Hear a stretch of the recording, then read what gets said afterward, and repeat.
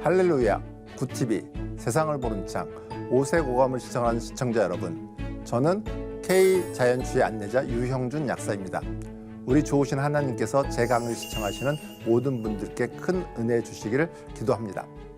오늘의 주제는 K자연추와 비전입니다. 이번 강의에 새롭게 나오는 것이 이담건이제입니다. 이담건이제는 쉽게 말해서 소화제죠. 이런 이담건이제는 막가 향이 강한 성분이어야 됩니다. 그래서 막가 향이 강한 그 성분들이 우리가 먹으면 위장벽을 자극해서 위벽에서의 소화 기능을 돕고요. 그다음에 소장에서 자극해서 담즙과 췌장액의 분비를 촉진하고요. 또 위장 가능을 촉진합니다. 그래서 이런 역할을 하는 것이 이담건이제입니다. 들어서는 뭐 소화제 정도밖에 안 되겠네. 그렇지만 여기에는 아주 중요한 비밀이 있습니다. 이담건이 작용의 효과는 아까도 말했듯이 첫 번째는 소화 기능의 향상입니다. 정상적인 이담건이제는 우리 식욕 부진을 해결하고요. 그다음에 소화 불량을 개선하고 이런 위장 기능들을 돕기 때문에 변비도 개선합니다. 두 번째는 췌장에서의 소화액을 분비합니다. 그래서 소화액의 분비를 촉진하는 이 작용 때문에 여러분들이 이제 환자 수는 많지 않으면 가끔씩 급성 췌장염에 걸리는 사람들이 이담건이제로 인해서 소화액의 분비가 촉진되면 그러면 급성 췌장염을 개선할 수가 있습니다. 급성 췌장염을 개선한 아주 재미난 사례가 있는데요. 약국 앞에 어느 날 젊은 아가씨가 비틀비틀거리면서 배를 움켜잡고 그냥 쭈그리고 앉아 있어서 왜 그런가 하고 가서 물어봤습니다. 그랬더니 급성 췌장염 때문에 병원에 입원을 했는데 3일 동안 낫질 않아서 그래서 퇴원하고 오는 길이라 그래서 왜 낫지 않아 퇴원하냐 그랬더니 3일 있다가 결혼식인데 결혼식 준비를 해야 되고 그래서 참 어려웠던 상황도 있었습니다. 그때 마침 준비된 게 없어가지고 레몬을 마침 준비된 그 레몬을 4분의 1쪽에다가 여러분들 사이다 있잖아요. 작은 병 200cc짜리 작은 그런 캔을 뜨거운 물에 담궈서 이렇게 좀 데운 다음에 레몬을 얇게 썰어서 사이다와 같이 타서 먹게 했습니다. 그러고 나서 한 10분 지났더니 좀 편해진다 그래서 맞아 레몬을 주면서 몇 끼마다 그렇게 먹으라고 했습니다. 그리고 나서 3일 있다가 전화 연락이 왔습니다. 덕분에 결혼식 잘 치렀다고요.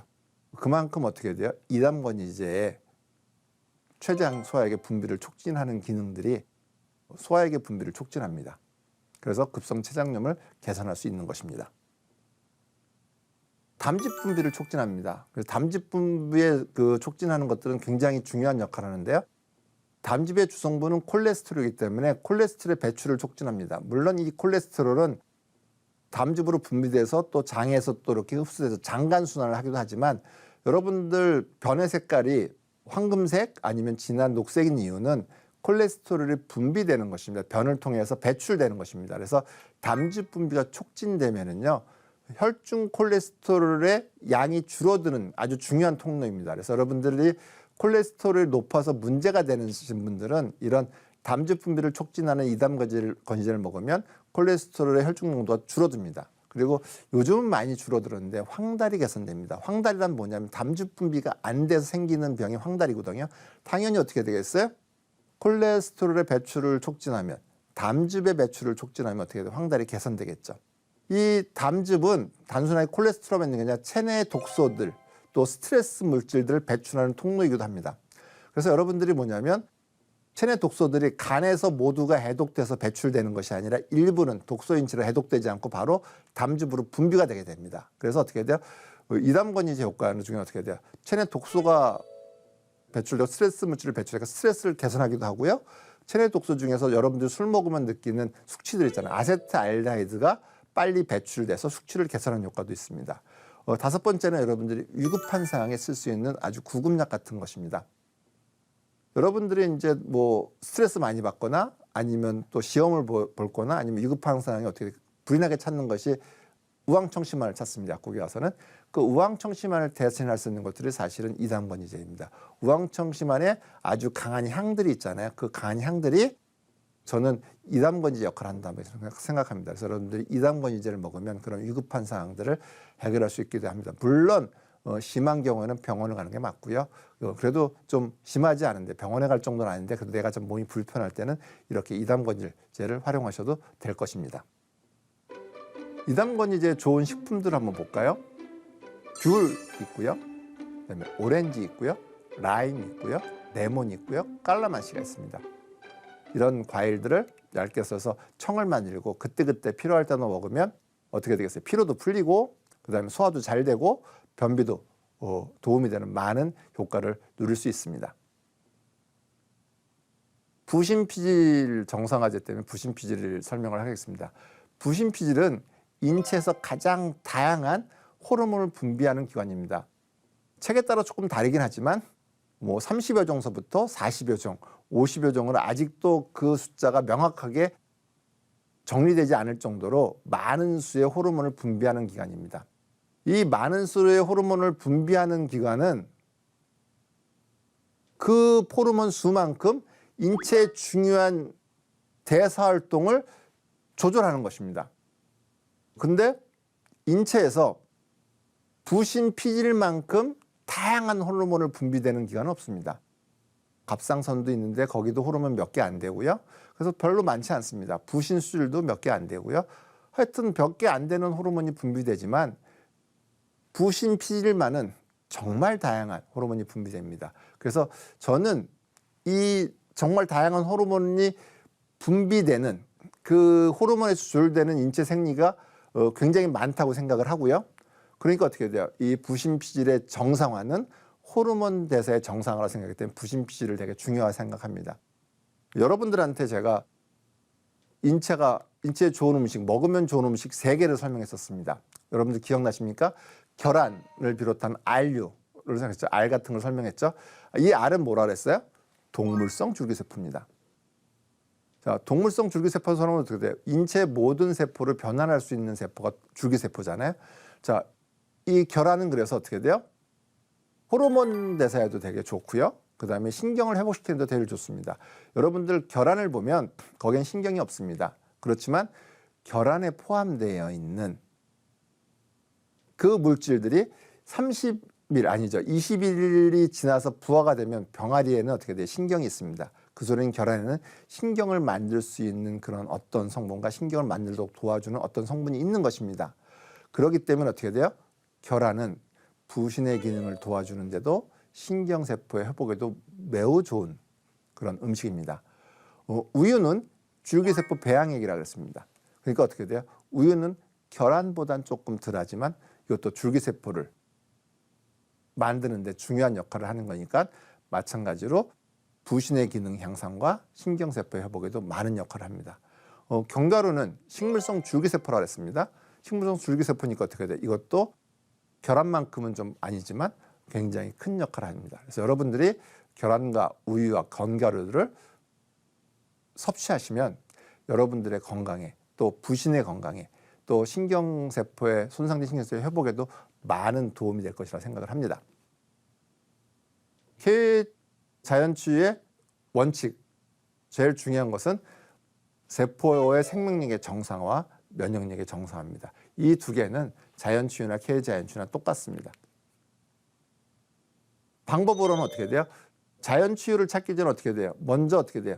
인체에서 가장 중요한 거는 뭐다 그랬어요? 산소라고 그랬잖아요, 지난번에. 인체에서 가장 중요한 영양소 하나 찾으면 저 산소라고 했잖아요. 그래서 산소가 공기 중에 있는 산소가 우리 몸에 들어오는 것들은 좋은 공기를 마시면 되지만 일상적으로 생활하면서 그것들은 어떻게 돼요? 거의 대부분 비슷한 농도의 산소가 들어옵니다. 두 번째 중요한 것은 뭐냐면 호흡을 통해서 들어온 산소가 우리 몸 안에 들어가서 산소가 필요한 곳곳에 산소가 쓰이도록 만드는 거는 적혈구라는 산소의 캐리어가 하는 역할입니다.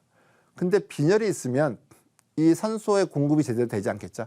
아무리 좋은 공기를 마시면 뭐합니까? 빈혈 때문에 우리 몸 구석구석에 산소가 공급되지 않으면 그것은 산소 부족증이 생기는 것입니다. 여러분들한테도 제가 지난번에 했듯이 우리 몸에서의 산소 공급이 5분 동안 멈춰도 생명에 지장이 있도록 굉장히 중요한 영양소인 산소의 공급은 어떠한 상황에 있어서도 정상적으로 이루어져야 됩니다. 그래서 제가 모든 자연치유에서 우선은 어떻게 빈혈이 있으면 빈혈을 먼저 치료하다. 이것이 1번이었고요. 그 다음에 여러분들한테 산소 공급을 몸 안에 충만하게 하는 산소호흡법을 제가 설명해 드렸습니다. 그 산소호흡법을 실행해도 많은 도움이 될 것입니다. 두 번째는 나트륨 부족증을 해결하는 것입니다. 나트륨 부족증은 여름철에 잠깐 일어나는 것입니다. 7, 8, 9월 달에 주로 일어나는데 이 나트륨 부족증을 나트륨 부족증인지 모르고 계속 지내면 인체에 커다란 데미지를 받습니다. 나트륨 부족증을 해결하기가 어려운 것이 아니라 나트륨 부족증인지 모르고 방치하면 인체가 굉장히 큰 영향을 받는다는 것이죠. 그래서 여러분들이 여름철에 음식을 조금 더 짜게 먹거나 아니면 여러분들이 여름철에 물 대신 미네랄 워터를 먹으면 됩니다. 이걸 해결하는데 오래 걸리지도 않습니다. 뭐 하루나 이틀, 3일이면 충분합니다. 그렇게 여러분들이 해결하시면 되는데 모르고 넘어가지 말라는 의미에서 산소의 공급을 촉진해서 빈혈 치료를 하는 것들, 그다음에 미네랄 워터를 다시 한번 강조드린 것입니다. 그다음에 자연치유 방법에서는 어떻게 돼요? 면역력이 되게 중요하니까 면역력을 깎아 먹는 찬 것과 매운 것, 또 정신적인 스트레스, 온도에 대한 스트레스들을 여러분들이 피하신다면 면역력들이 많이 좋아질 것입니다. 그다음에 림프순환이죠. 림프순환은 어떻게 돼요? 운동, 온찜질, 아까 설명드렸던 이전 시간에 설명드렸던 림프 마사지 같은 것들 여러분이 림프순환을 촉진하면 많은 도움이 될 것입니다. 그다음에 신경세포의 재생을 위해서 계란이나 우유나 건가류들을 먹는 것이 좋겠고요. 그다음에 부신피질 정상가제가 우유나 계란이고요. 중추신경 안정에도 계란이나 우유니까 계란이나 우유나 건가류들을 많이 먹는 것들. 또 한꺼번에 많이 먹는 게 중요한 것이나 매일 일정량을 꾸준히 먹는 것이 더욱 중요하니까 매일 일정한 양을 꾸준히 먹도록 하면 도움이 될 것입니다.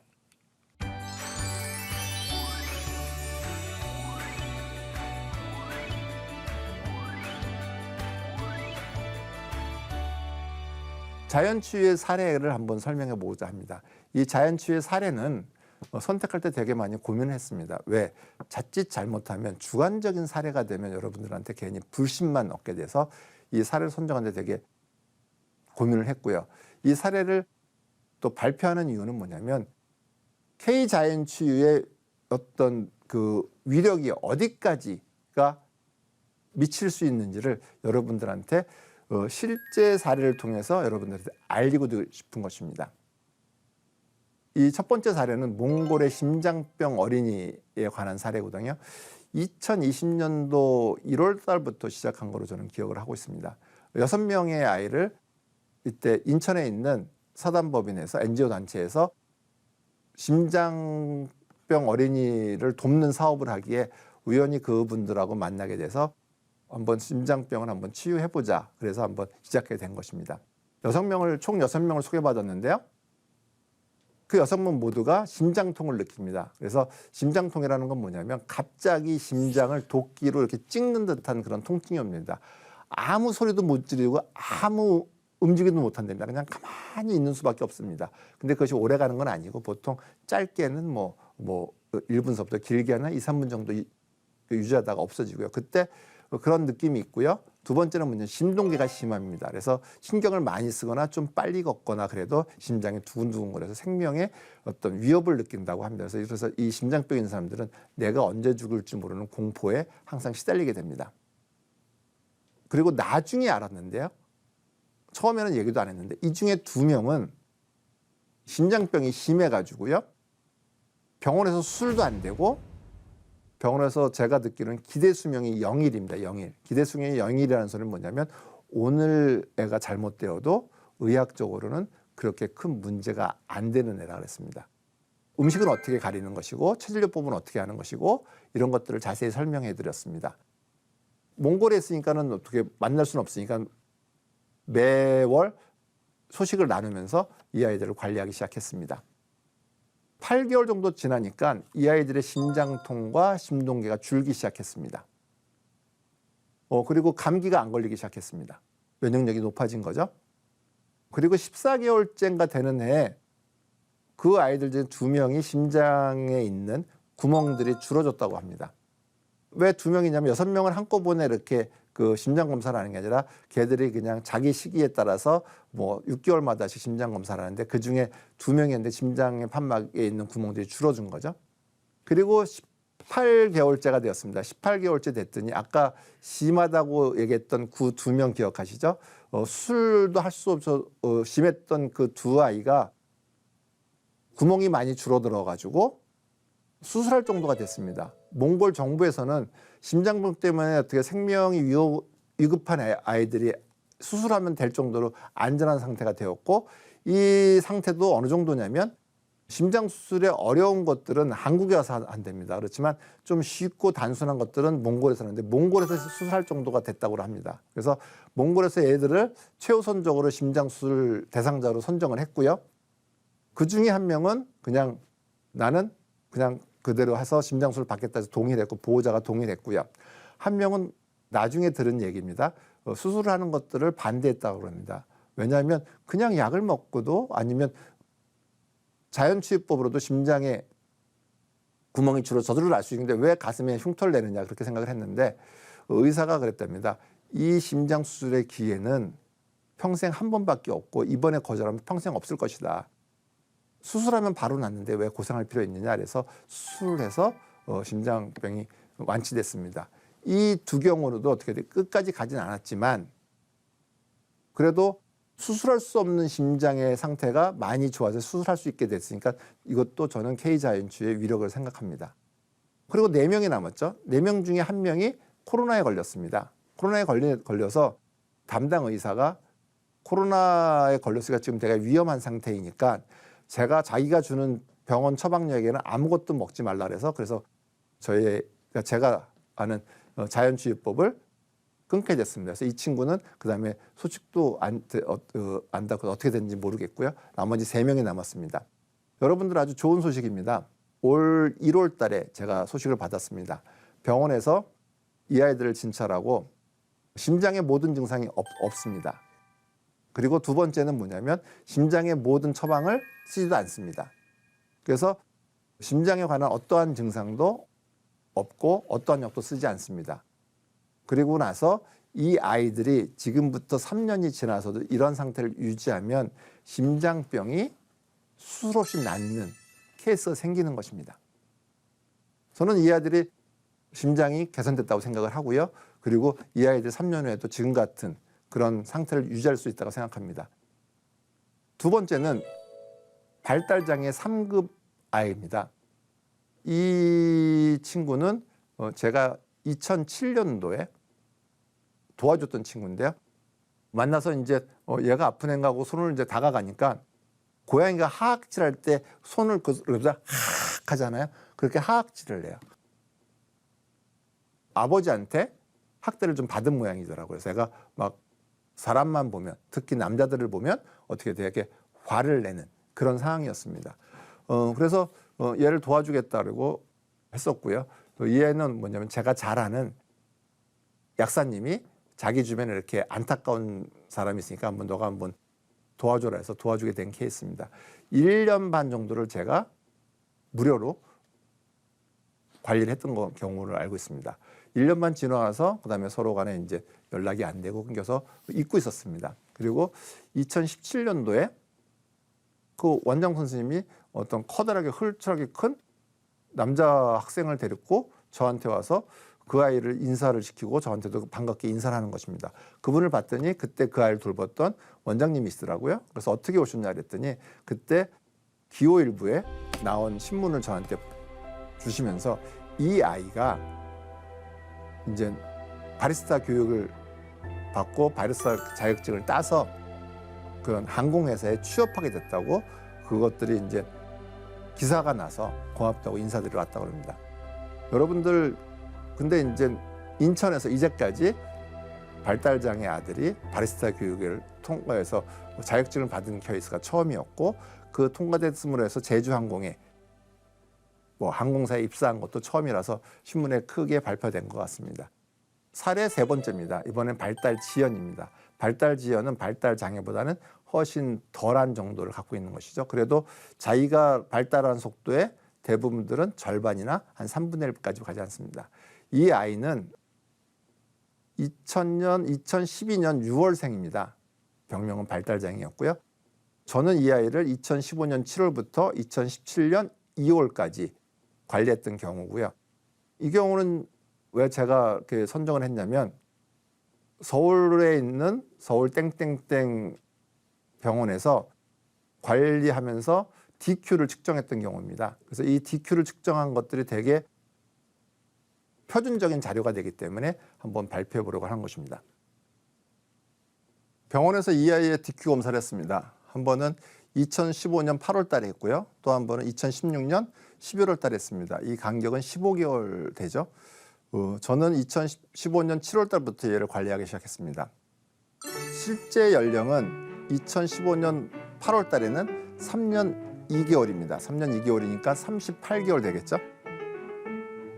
이때 이 애의 그 생활 연령은 1년 4개월입니다. 그러니까 16개월 정도 되는 거죠. 이 아이의 DQ는 이때 처음 검사 때 42.1입니다. DQ는 참고로 생활 연령을 실제 연령으로 나누는 것입니다. 그래서 100이 기준이고요.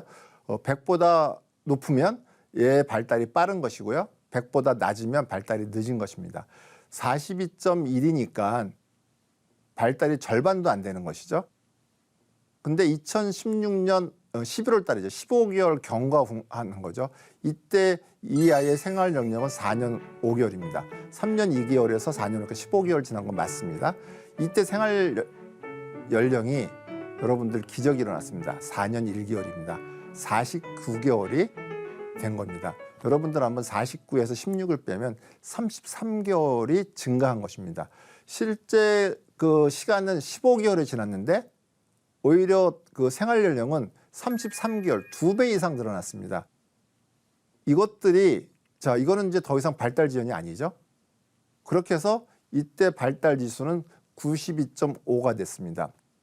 그때 이제 그 상담사의 그 상담 내역을 보면 첫 번째 사례에서는 의자에 오랫동안 앉아 있기, 그다음에 상대방의 그 행동을 따라하기, 이런 것들이 전혀 안 되는, 교육이 한 의자에 앉는 것도 불가능하고 교육도 전혀 안 되는 그런 상황이었는데 2016년도 11월 달에는 의자에 착석하기, 그다음에 또 흉내내는 거, 그다음에 소근육 활동, 대근육 활동, 그다음에 손은 감흥이라 하더라고요. 그러니까 우리가 손으로 뭘 만질 때 눈으로 보잖아요.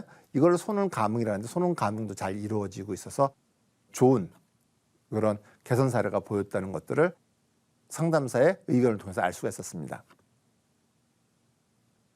이런 얘기를 하는 것은 아주 간단합니다. 저는 심장병을 고칠 수 있는 어떠한 처방도 없습니다. 발달 장애를 고칠 수 있는 어떠한 처방도 없습니다. 발달 지연을 개선할 수 있는 어떠한 처방도 없습니다. 이렇게 심한 사람들은 당연히 병원에서 치료를 받아야 되고 그다음에 병원에서 관리를 받아야 됩니다.